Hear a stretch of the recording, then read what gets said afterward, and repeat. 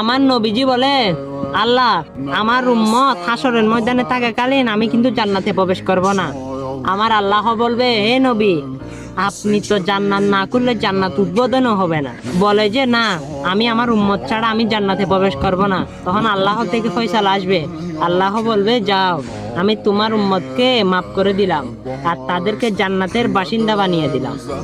তাই সে নবীর উম্মত তো হলেন, সে নবীর জন্য কি করছেন?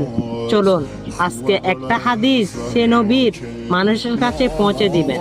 আপনি কিন্তু সে নবীর উম্মত।